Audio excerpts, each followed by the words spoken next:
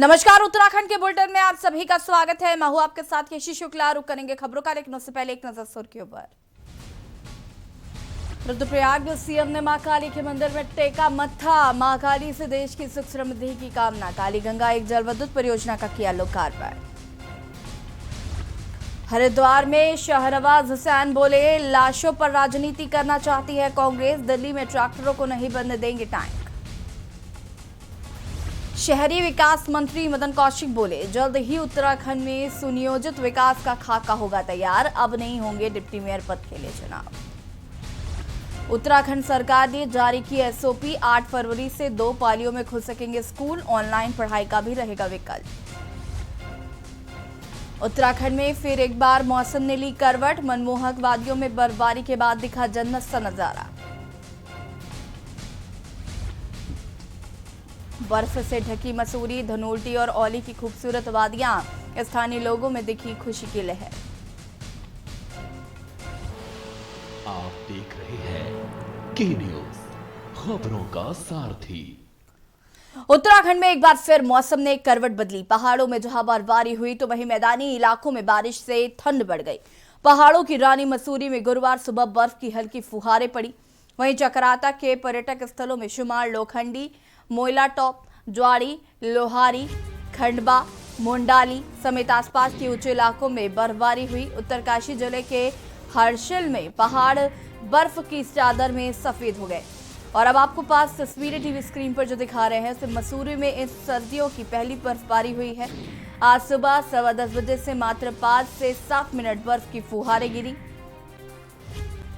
लाल टिब्बा, सुवाखोली, बुरांशी खड़ा, धनोल्टी, सुरकंडा, नागटिब्बा में 1 से 4 इंच तक हिमपात हुआ। धनोल्टी में सुबह से रुक रुक कर बर्फबारी हुई। बर्फबारी होने से होटल व्यवसायियों के चेहरे खिल गए हैं। उत्तरकाशी में गंगोत्री राजमार्ग सूखी के बाद बर्फबारी के चलते अवरुद्ध हो गया। जनपद के हर्षिल में बर्फबारी हुई, इससे हर्षिल के पहाड़ बर्फ की सफेद चादर से ढक गए। और तस्वीरों में आप देख सकते हैं कि किस तरीके से बर्फ से वादियां ढक गई हैं। पहाड़ सफेद चादर से ढके नजर आ रहे हैं। पहाड़ों पर भारी बर्फबारी हुई है। मनमोहक नजारा देखने को मिला। मसूरू में भी बर्फबारी हुई और उत्तरकाशी में भी बर्फ की फुहारें देखने को मिली। उत्तराखंड में मौसम ने आज फिर करवट बदली है। कहीं धूप खिली तो कहीं काले घने बादल छाए रहे, जिससे कि बारिश के भी आसार हैं। वहीं कई ऊंचाई वाले इलाकों में हुई बर्फबारी से ठंड में इजाफा हुआ है। राजधानी देहरादून समेत कई क्षेत्रों में सुबह हल्की बारिश भी हुई। देखिए रिपोर्ट। उत्तराखंड में फिर मौसम ने ली करवट। कई इलाकों में बर्फबारी से बढ़ी ठंड। बर्फबारी से चमक रही वादियां। धनौल्टी में बर्फबारी से मौसम सुहावना। पहाड़ों की रानी मसूरी में बर्फबारी। मसूरी, धनौल्टी में पड़ रही बर्फ की फुहारें।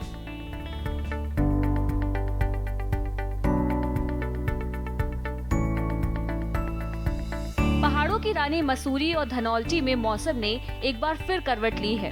गुरुवार सुबह भी मसूरी और धनौल्टी में हल्की बारिश और बर्फबारी हुई। रुक रुक कर हो रही बारिश के बीच बर्फ की हल्की फुहारें पड़ने से मौसम खुशनुमा हो गया है। हालांकि बर्फ गिरने से क्षेत्र में शीतलहर का प्रकोप बढ़ और ठंड भी बढ़ गई है। इससे मसूरी घूमने आए सैलानियों और क्षेत्र में पर्यटन व्यवसाय से जुड़े लोगों में खुशी का माहौल है। बता दें, मसूरी में 28 दिसंबर को सीजन की पहली बर्फबारी हुई थी। मसूरी के अलावा धनौल्टी और बुरांशखंडा क्षेत्र में हल्की बर्फ पड़ी है। धनौल्टी और बुरांशखंडा में बर्फबारी होने से पर्यटकों और स्थानीय लोगों के चेहरे खिल उठे हैं। वहीं प्रशासन भी लगातार एक्टिव मोड में नजर आ रहा है। प्रशासन सड़कों के आगे बिछी बर्फ को हटाने का काम कर रहा है। बुधवार शाम को शुरू हुई बर्फबारी गुरुवार सुबह भी जारी रही। बद्रीनाथ, केदारनाथ, गंगोत्री, यमुनोत्री समेत हेमकुंड साहिब भी बर्फ से ढक गए हैं। यमुना घाटी के ऊंचाई वाले इलाकों ने फिर बर्फ की सफेद चादर ओढ़ ली है। पिछले क्षेत्रों में रुक रुक कर बारिश का सिलसिला शुरू होने से तापमान में गिरावट के साथ ही ठिठुरन वाली सर्दी महसूस की जा रही है। उधर केदारनाथ धाम समेत द्वितीय केदार, मदमहेश्वर, तृतीय केदार, तुंगनाथ और चंद्रशिला में हल्की बर्फबारी हुई। मसूरी से के न्यूज के लिए लेखवार की रिपोर्ट। टिहरी जनपद के ऊंचाई वाले इलाकों में देर शाम से हुई जमकर बर्फबारी हो रही है। बर्फबारी होने से ऊंचाई वाले इलाकों में सफेद चादर से पहाड़ियां ढक गई हैं। जनपद के प्रसिद्ध सिद्धपीठ सुरकंडा मंदिर, मशहूर पर्यटक स्थल धनोल्टी, कनाताल, थांगधार, कानाताल, नई टिहरी, प्रतापनगर की पहाड़ियों पर तकरीबन 1 फीट से अधिक बर्फबारी हुई। बर्फबारी होने से जनपद भर में ठंड बढ़ गई। वहीं बर्फबारी का लुत्फ लेने के लिए पर्यटक भी इन पर्यटक स्थलों पर पहुंचने लगे हैं। वहीं ग्रामीण अंचलों के लोगों के आवाजाही के रास्ते भी बंद हो गए हैं, जिसके चलते ग्रामीणों के सामने कई मुश्किलें भी आ चुकी हैं।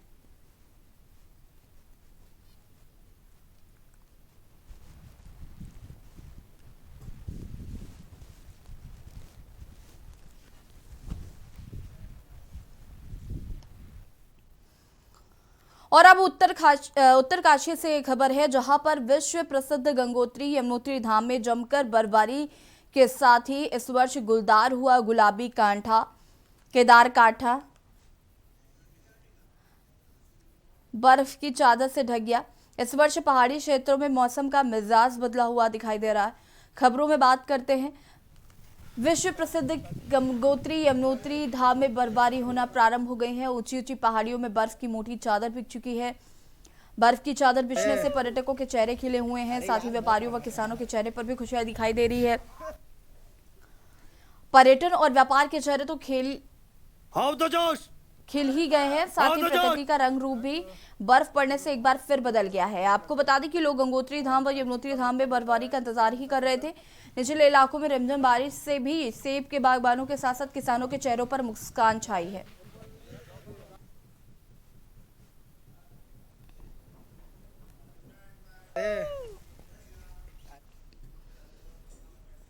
और अब खबर हरिद्वार से है, जहां पर बिहार के एमएलसी और भाजपा प्रवक्ता शहनवाज हुसैन ने आयोजित प्रेस वार्ता में केंद्र सरकार की उपलब्धियां गिनवाई, साथ ही कांग्रेस पर जमकर हमला बोला।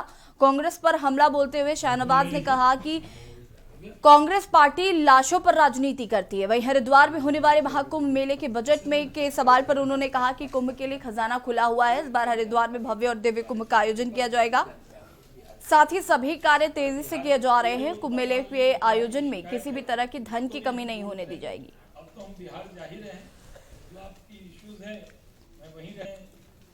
ग्रीन रेगुलेशन के लिए तो पहले ही उसमें राशि रखी है, और जो वही पार्टी है जिसने मुल्तई में 98 में दिग्विजय सिंह जब हुकूमत में थे तो 28 किसानों के छाती पर गोली मार दी थी। तो एक कांग्रेसी मुल्तई बैतूल जिले में है मध्य प्रदेश में, तब नहीं गया था। कांग्रेस पार्टी दिल्ली पुलिस का कवर है कई लोगों को। किसान के बेटे हैं जिनकी कॉलर बोन टूट गई, जिनकी रीढ़ की हड्डी टूट गई, जो आज मौत और जिंदगी से संघर्ष कर रहे हैं, उनको पूछने नहीं जा रही।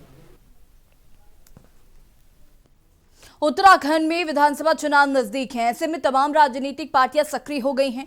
कांग्रेस की अगर बात की जाए तो कांग्रेस के अंदर अभी तक अंदरूनी कलह शांत नहीं हो पा रही है। जहां कई दिनों से मुख्यमंत्री चेहरे को लेकर हरीश रावत और नेता प्रतिपक्ष इंदिरा हृदयेश के बीच तनातनी चल रही थी, तो वहीं अब हरीश रावत ने 2022 में विधानसभा चुनाव न लड़ने का बड़ा ऐलान किया है।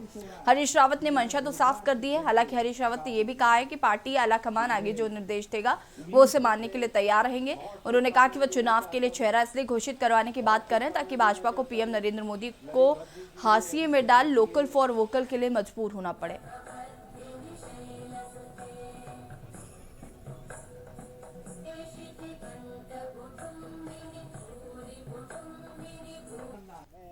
चाहता हूँ कि 2017 में जो कमी रह गई, मैं भाजपा की रणनीति के जवाब में हम जीत की रणनीति नहीं बना पाए, तो इसलिए पार्टी के 70 उम्मीदवारों के जीत के लिए मैं काम करूँ। तो जैसे हमेशा किंग मेकर की भूमिका में रहे तो फिर 22 के लिए रहना चाह रहे हैं, चुनाव नहीं लड़ते? ये मेरी अपनी इच्छा है, क्योंकि मेरे लिए यही पुरस्कार बहुत बड़ा होगा कि 2022 में कांग्रेस वापस आए। जसपुर क्षेत्र के वन विभाग की पतरामपुर रेंज अंतर्गत कृपा चारपुर में सुबह गुलदार ने कुलदीप नाम के व्यक्ति पर हमला कर दिया। आपको बता दें कि पिछले काफी लंबे समय से क्षेत्र में गुलदार का आतंक बढ़ता जा रहा है। वहीं वन विभाग भी गुलदार को पकड़ने के हर सफल प्रयास कर रहा है और जगह जगह वन विभाग ने पिंजरे भी लगा रखे हैं। आपको बता दें कि कुछ महीने पहले गुलदार के हमले में एक बच्ची की जान चली गई थी।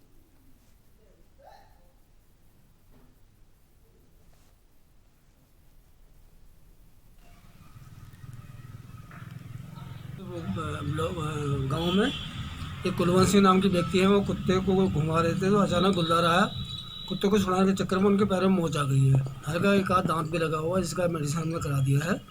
और बाकी जितने संसाधन हैं हम लोग घूम रहे हैं, स्टाफ घूम रहा हमारा। विकासखंड बेरीनाग के नगला गांव में देर रात को गोदावरी देवी के 8 कमरों के मकान में अचानक आग लगने से 1 दर्जन मवेशियों की जलकर मौत हो गई है। बता दें कि देर रात को ही ग्रामीणों ने आग बुझाने का प्रयास किया, लेकिन आग ने विकराल रूप ले लिया। आपको बता दें कि घर के अंदर रखा रसोई गैस का सिलेंडर फटने से और ज्यादा आग भड़क गई। आग लगने से पूरा मकान जलकर राख हो गया है। घटना की जानकारी मिलते ही एसडीएम अभय प्रताप सिंह ने राजस्व निरीक्षक और उप निरीक्षक को मौके पर भेजा। वहीं प्रभावित परिवार ने बताया कि आग लगने से 10 लाख रुपए से अधिक का नुकसान हुआ है।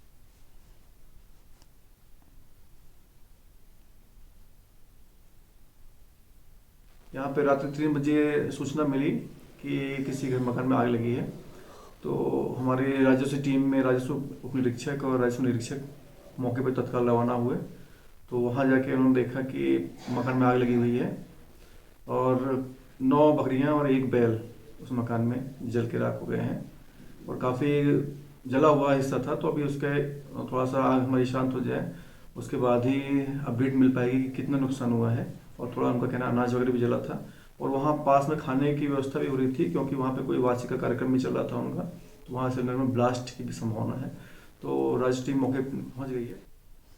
कोविड-19 के कारण बंद विद्यालयों को 8 फरवरी से फिर खोलने की तैयारी के संबंध में समस्त प्राचार्य, जिला शिक्षा एवं प्रशिक्षण संस्थान कुमाऊं मंडल सहित जिला शिक्षा अधिकारियों के साथ वेबिनार के माध्यम से ऑनलाइन बैठक आयोजित की गई। वहीं इस दौरान मंडलीय अपर निदेशक रघुनाथ लाल ने बताया कि कोविड काल के दौरान बंद सभी विद्यालयों को सरकार द्वारा जारी गाइडलाइनों के अनुसार 8 फरवरी से खोले जाने के लिए सभी तैयारियां पूरी कर ली गई हैं, जिसके तहत सभी विद्यालयों को सैनिटाइज करने के साथ ही शैक्षणिक कैलेंडर जारी कर दिया गया है।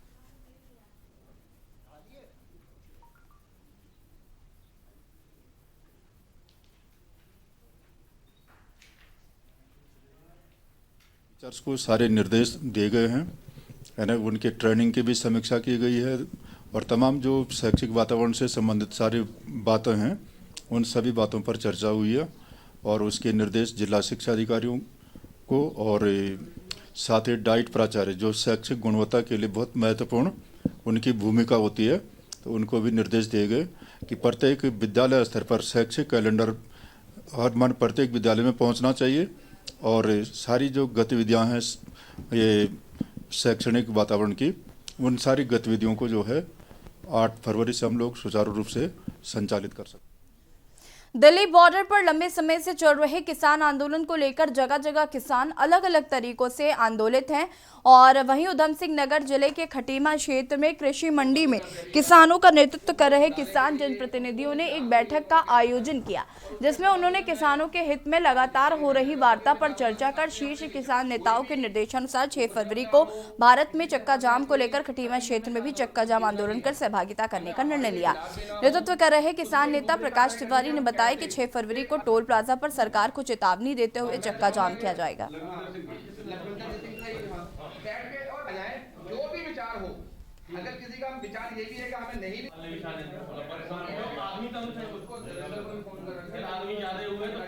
बॉर्डर से हमारे किसान नेताओं ने ये आग्रह किया है कि 6 तारीख को समस्त भारत में जो है चक्का जाम होगा किसान यूनियनों द्वारा।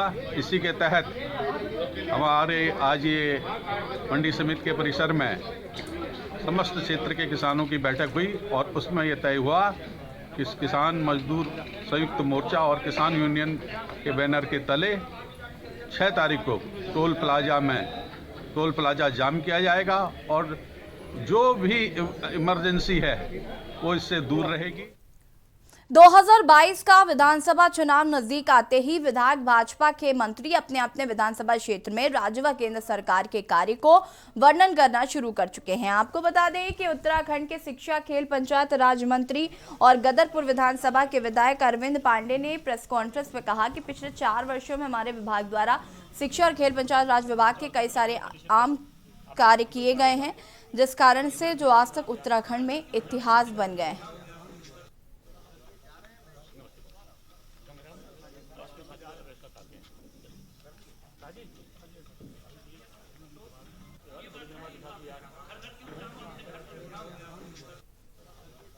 सबसे बड़ी बात, जो विद्यालय शिक्षा को लोगों ने व्यवसाय का बहुत बड़ा अड्डा माना हुआ था, तो शिक्षा विभाग की जो छवि है शिक्षा का अनुरूप होनी चाहिए, उस विश्वास को कायम करने के लिए ट्रांसफर, पोस्टिंग, अटैचमेंट, रुपया, पैसा, इस प्रकार की जो परसेप्शन बना हुआ था विभाग का, उसको समाप्त करने की कोशिश की है।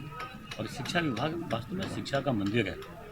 हम लोगों ने ट्रांसफर एक्ट करके प्रत्येक शिक्षक के हित में हमने काम किया है।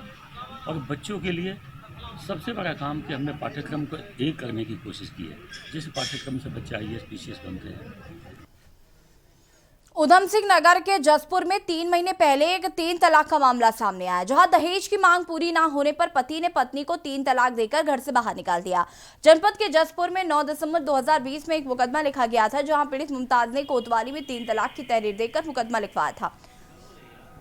और अब 3 महीने के बाद कोतवाली जसपुर पुलिस ने कार्रवाई करते हुए आरोपी को गिरफ्तार भी कर लिया।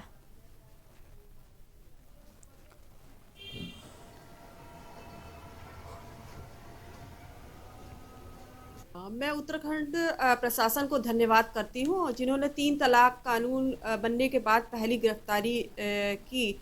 मैं प्रशासन को निर्देश देती हूँ कि 3 तलाक के केस में कोई भी ढिलवाई जो है बर्दाश्त नहीं होगी। 19 के तहत बिना वारंट के आप गिरफ्तार अरेस्टिंग है, और ये अरेस्टिंग तुरंत होनी चाहिए। उसके बाद इंक्वायरी और एविडेंस की जरूरत पड़ती है, और उसके बाद आप एविडेंस और इंक्वायरी कीजिए। देखिए, जसपुर का एक प्रकरण है जिसमें दिसंबर माह में जो है पीड़िता की तहरीर के आधार पर एक ट्रिपल तलाक का मुकदमा कायम किया गया था। उसमें जो है जसपुर पुलिस के द्वारा कार्रवाई की गई है, और जो मेन अभियुक्त है जिसके द्वारा ये ट्रिपल तलाक दिया गया था, उसको अरेस्ट करके जेल भेजा गया है। पिछले साल मेरे पति ने मुझे 3 तलाक दी और मारकर घर से बाहर डाल दिया। मैंने रिपोर्ट दर्ज कराई, उसमें से एक की अरेस्टिंग हो गई, मेरे पति मोहम्मद दानिश की। मैं चाहती हूँ बाकी और आदमियों की गिरफ्तारी हो जानी चाहिए। और यहाँ पर वक्त हो गया एक छोटे से ब्रेक का, जल्द हाजिर होंगे।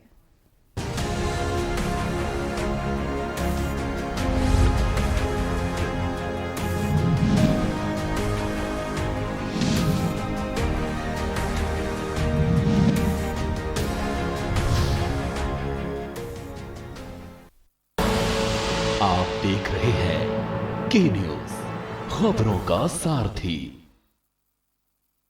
उद्योगों के पहिए घूमे, रोजगार की राह खुली है, बिना घूस सरकारी भर्ती चर्चा गूंजे गली गली है। अमन चैन फिर वापस लौटा, यूपी में अपराध घटा है, अपराधी यूपी से भागे, अब दहशत का बंद कटा है। अब यूपी की बात ही अलग है।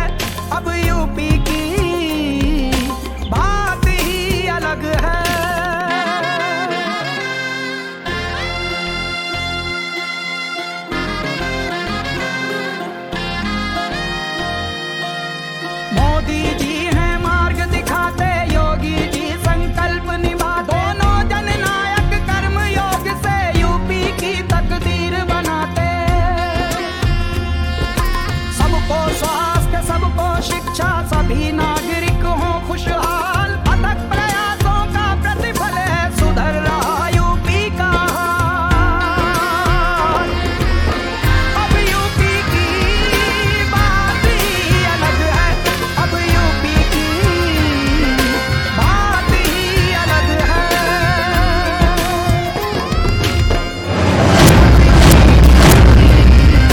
बात ही अलग है। आप देख रहे हैं के न्यूज, खबरों का सारथी।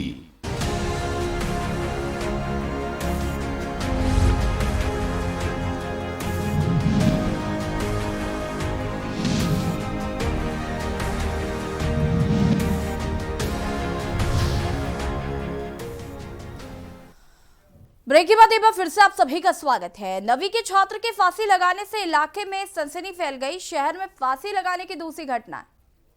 नाबालिग पोस्ट ऑफिस के समीप रहने वाला ये युवक बताया जा रहा है।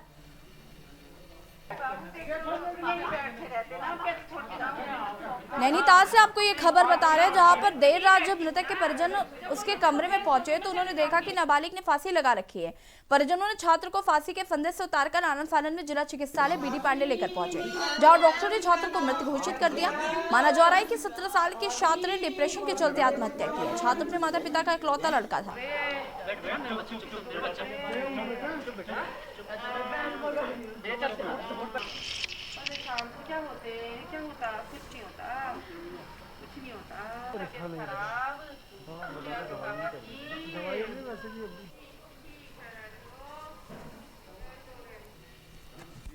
Head of post office compound में कुलदीप पुत्र गुरदास उम्र 70 वर्ष लगभग ने फांसी लगाकर आत्महत्या कर ली है तथा उसके परिजनों द्वारा बताया गया कि उसे अस्पताल लेके गए तो चिकित्सकों द्वारा ब्रॉड डेड घोषित कर दिया गया और उसको शव को मोर्चरी में रखवाया गया है और कल प्रातः पोस्टमार्टम की कार्रवाई की जाएगी। डोईवाला में प्रदेश कार्यालय मंत्री विजय शर्मा के नेतृत्व में जर्नलिस्ट यूनियन ऑफ उत्तराखंड की एक बैठक का आयोजन किया गया, जिसमें नए पत्रकार शामिल हुए। इस अवसर पर डोईवाला इकाई की कार्यकारिणी का गठन किया गया और सभी पत्रकारों के साथ बीमा कराने और सदस्यता फॉर्म भरने जैसे बिंदुओं पर चर्चा की गई। साथ ही निर्णय लिया गया कि अगली बैठक 8 फरवरी को डोईवाला प्रेस भवन में होगी, जिसमें नई कार्यकारिणी के गठन के साथ ही पत्रकारों की समस्याओं पर भी चर्चा की जाएगी।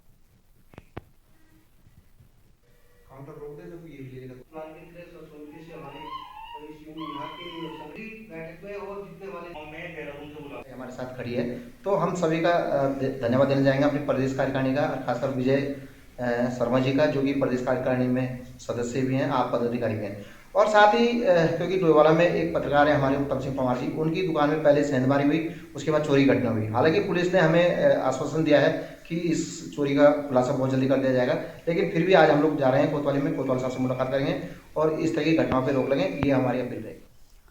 और अब खबर उत्तरकाशी से है, जहां पर विधानसभा चुनावों की तैयारियों के लिए कांग्रेस पार्टी ने अभी से ही कमर कस ली है। कांग्रेस पार्टी के विधानसभा प्रभारी मनोज राणा यमुना घाटी के दौरे पर रहे, जहां उन्होंने कांग्रेस पार्टी के कार्यकर्ताओं की बैठक ली, जिसमें प्रदेश कांग्रेस पार्टी के ओबीसी मोर्चा के प्रदेश अध्यक्ष संजय डोभाल ने अपना जन समर्थन के साथ कार्यकर्ताओं के साथ आने वाले विधानसभा चुनाव के लिए रणनीति तैयार की।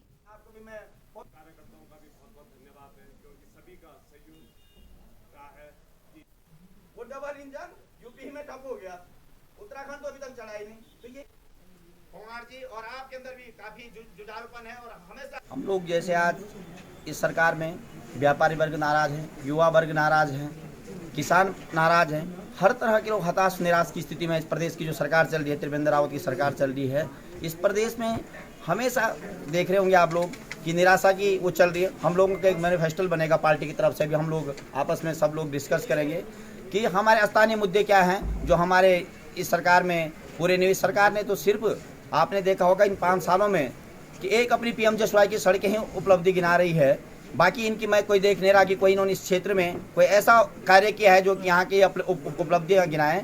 तो यही है क्योंकि बीजेपी के अभी तक का जो कार्यकाल है इसमें चाहे यमुनोत्री हो, हमारे विधायक जी का पास कोई भी एक भी काम गिनाने के लिए नहीं है। केवल उनका कहना ये है, यहाँ पे चाहे देख लीजिए रोजगार के लिए हो, चाहे हमारे यहाँ कोरोना काल में ही देख लीजिए, कहीं पे हमारे विधायक जी और बीजेपी का कोई भी कार्यकर्ता कहीं नजर नहीं आया। सूबे के मुख्यमंत्री त्रिवेंद्र सिंह रावत रुद्रप्रयाग जिले के दौरे पर रहे और सुबह सीएम रावत ने कोटमा स्थित हेलीपैड में पहुंचने के बाद कालीमठ पहुंचे, जहां उन्होंने सिद्धपीठ मां कालीमठ मंदिर में आधे घंटे तक पूजा अर्चना की। उन्होंने मां काली से देश की सुख समृद्धि की कामना की। इसके बाद सीएम रावत ने कालीगंगा एक जल विद्युत परियोजना का लोकार्पण किया और फिर कोटमा पहुंचे। यहां से वे हेलीकॉप्टर के जरिए अगस्त्य मुनि आए और हिलांस के आउटलेट का उद्घाटन के साथ ही विभिन्न विकास योजनाओं का लोकार्पण व शिलान्यास किया। इस अवसर पर सीएम रावत ने कहा कि वर्ष 2013 की आपदा के बाद उत्तराखंड में बहुत बड़ा नुकसान हुआ है। आपदा के बाद से केदार घाटी फिर से उभर रही है। कालीगंगा जल विद्युत परियोजना में स्थानीय लोगों को रोजगार मिलेगा। क्षेत्र की जो भी समस्याएं होंगी उन्हें दूर किया जाएगा। सीएम रावत ने कहा कि हमारी सरकार 4 धामों का विकास करी है, जिसका फल आने वाले 100 साल तक लोगों को मिलेगा। यहाँ का प्रॉब्लम पुल की ये हो रही कि यहाँ जो जियोलॉजिकल जो कंडीशंस हैं, तो हमने कहा कि भारी पुल नहीं, आप कोई हल्का झूला पुल अगर उसके लिए प्रस्ताव भेजें, क्योंकि इसके लिए पैसा पहले ही 4 करोड़ से अधिक स्वीकृत है लेकिन उपयुक्त जगह नहीं है। जब यहाँ पर जो लैंड है वो एकदम सराउंडिंग है और उसके लिए जो बेस चाहिए वो यहाँ पर नहीं मिल पा रहा है। जैसा मुझे बताया 2013 की आपदा के बाद हमारे बहुत बड़ा नुकसान उत्तराखंड में हुआ था, जैसे सब लोगों को जानकारी है। लेकिन BJVNL ने अपने बेहतर कुशलता से इस प्रोजेक्ट को आज फिर खड़ा कर दिया है और जिससे हमारी 4 मेगावाट बिजली जनरेट हो रही है। जहाँ इससे हमको ग्रीन एनर्जी मिलेगी, वहीं कुछ लोगों को इससे रोज़गार भी मिलेगा। हमारे सरकारी निगम UJVN ने आज अपनी सामर्थ्य और अपनी क्षमता का पूरा प्रदर्शन करते हुए ये जो हमारा पहला जो हमारी लघु जल विद्युत परियोजना जो 13 में वॉश आउट हो गई थी, इसको पुनर्स्थापित कर दिया और बल्कि आज तक के अनऑफिशियली इन्होंने 4 करोड़ रुपया कमा भी लिया है। और इसमें सीरीज़ में काली गंगा फेज़ 2 होना है और मधमेश्वर गंगा में भी उत्पादन होना है। तो मुझे ये आशा है कि आने वाले समय में ये हमारी कालीमठ और मधमेश्वर घाटी शक्ति का एक केंद्र होगा। विद्युत उत्पादन हम चूँकि राजकीय उपक्रम है तो हम राजकीय उपक्रम UPCL को ही ये विद्युत का विक्रय कर रहे हैं और ये सारी विद्युत UPCL में जा रही है और UPCL के माध्यम से जो आसपास के गांव हैं जैसे कि कोटमा और चौमासी, इन सब गाँव में जो विद्युत का जो फ्लक्चुएशन हो जाता था, वोल्टेज में जो फ्लक्चुएशन हो जाता है वो भी अब कम हो जाएंगे। उत्तराखंड के बुलेटिन में फिलहाल इतना ही। आगे देखिए खबर 1 बजे प्रियंका मिश्रा के साथ। नमस्कार।